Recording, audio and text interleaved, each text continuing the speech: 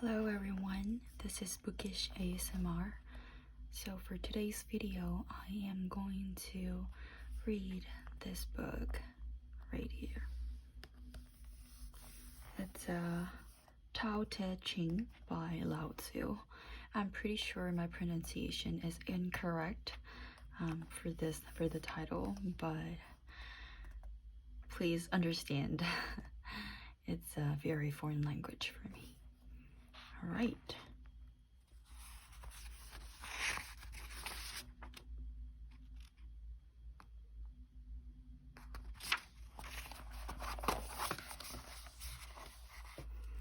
The Way of Life. The writings attributed to Lao Tzu and called Tao Te Ching are second only to Confucianism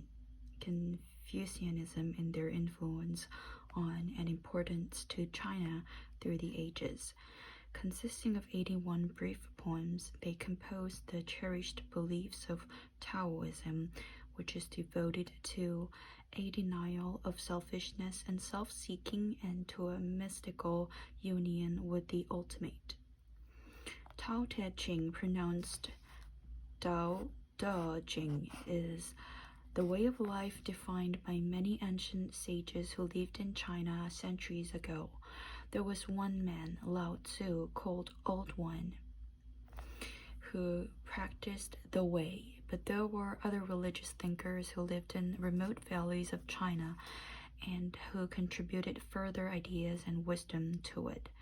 Altogether, Tao Te Ching expresses a way of life at once a mystical religion and a philosophy, advocating simplicity, frugality, and the joys of living close to the soil.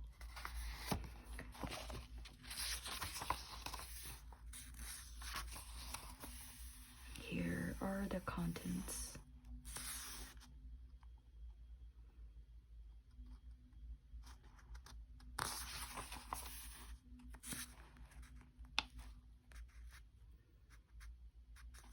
So basically this is going to be a collection of poems.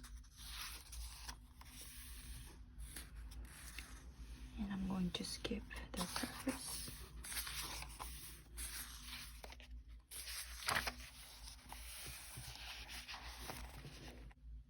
There are ways, but the way is uncharted. There are names, but not nature in words.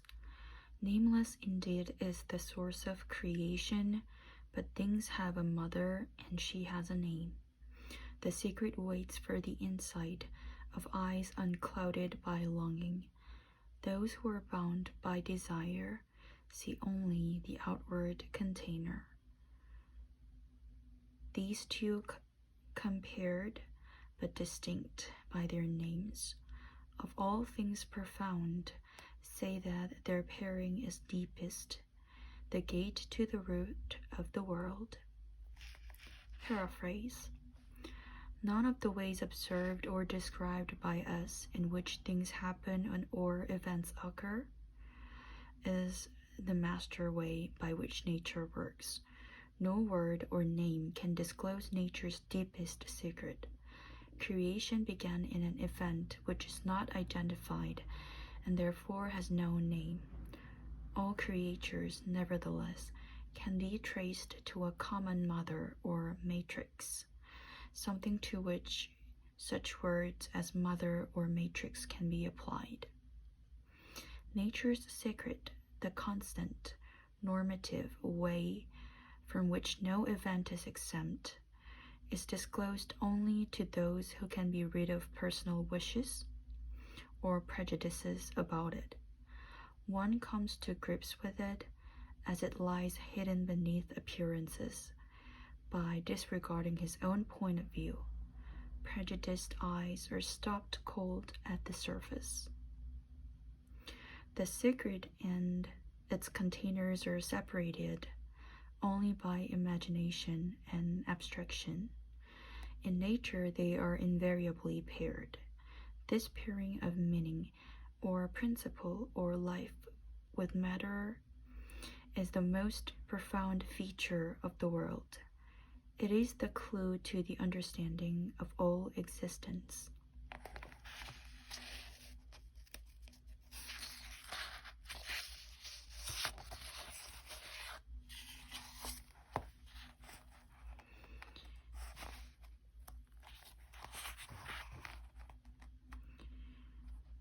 Since the world points up beauty as such, there is ugliness too. If goodness is taken as goodness, wickedness enters as well. For ease and ease not come together, hard and easy are complementary, long and short are relative, high and low are comparative, pitch and sound make harmony. Before and after are a sequence. Indeed, the wise man's office is to work by being still. He teaches not by speech, but by accomplishment. He does for everything, neglecting none. Their life he gives to all, possessing none. And what he brings to pass depends on no one else. As he succeeds, he takes no credit, and just because he does not take it, credit never leaves him.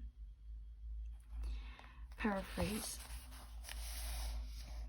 The palace rises in beauty only against the ugliness of the dwellings of the poor. Many goodness is attended by his wickedness. So generally, positive and negative, being and non-being, pleasant and unpleasant, good and bad, such qualities and values come in pairs. They are relative to human feelings. They arise from individual points of view. They do not appear in the way and its virtue. So the king does nothing of himself. He is quiet and lets the way act through him. He takes no pay in any form, neither fame, nor service, nor property, nor personal power, and since he does not, they all come to him.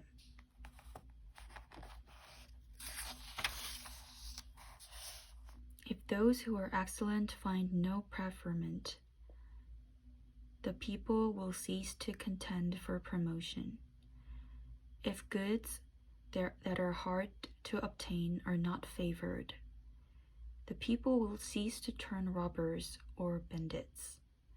If things much desired are kept under cover, disturbance will cease in the minds of the people. The wise man's policy accordingly will be to empty people's hearts and minds, to fill their bellies, weaken their ambition, give them sturdy frames, and always so, to keep them uninformed, without desire, and knowing one's not venturing to act, but still while you work, and keep full control over all. Comment. Moti blamed the poverty and disorder of the country on the failure of kings and dukes to promote the best people to office. Shang Yang opposed the promotion of such people because it would distract them from agriculture and war, which are the nation's essential industries. Confucius had suggested that those who are free from the love of wealth would never be robbed. The mystic's advice to the king sounds as if he sided with the legalist Shang Yang. Later poems will make it abundantly clear that he does not. His present motive is his own, to get people to abandon the vices of civilization. The king's policy, accordingly, should aim at stilling individual appetites and ambitions among the people, even as he stills his own, so that the virtue of the way may show in all. The king must set the example and lead the way. He will be in complete control as the way controls him. The way is a void, used but never filled. An abyss it is, like an ancestor, from which all things come.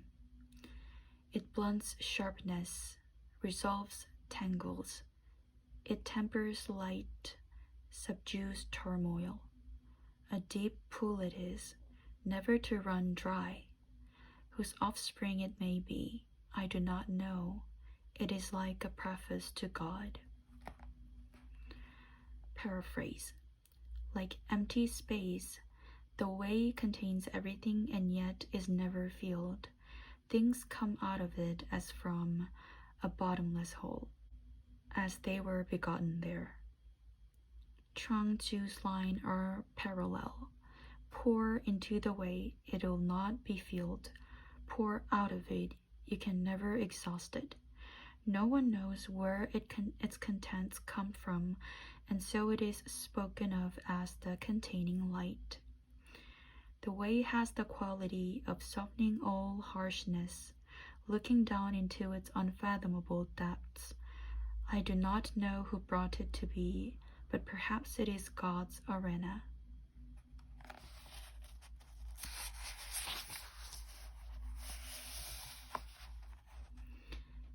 Is then the world unkind? And does it treat all things like straw dogs used in magic rites? The wise man too, is he unkind? And does he treat the fog like straw dogs made to throw away? Between the earth and sky, the space is like a bellows, empty but unspent. When moved, its gift is capacious. Much talk means much exhaustion. Better far it is to keep your thoughts. Comments. The first stanza consists of statement reflecting long-standing revolt against heaven. Life had become bitter, as the Book of Odes revealed. See introduction. Here, the familiar outcry includes the earth in addition to heaven.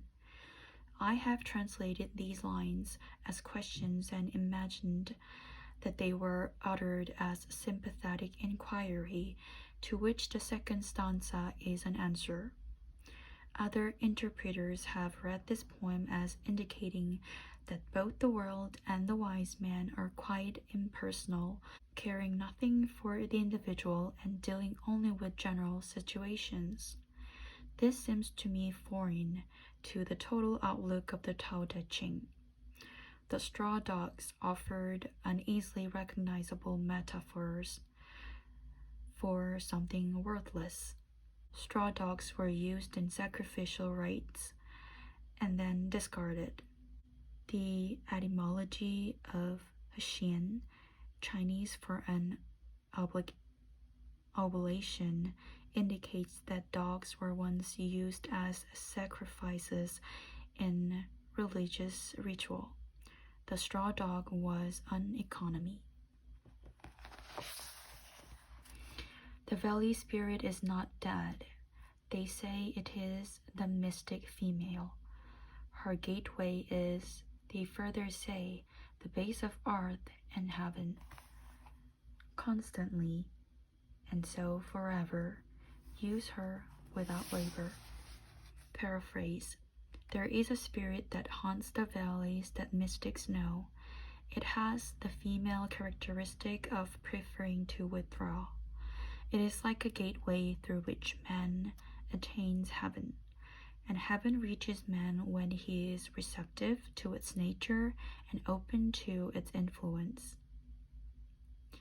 To be open and receptive to the way is to be useful without working at it.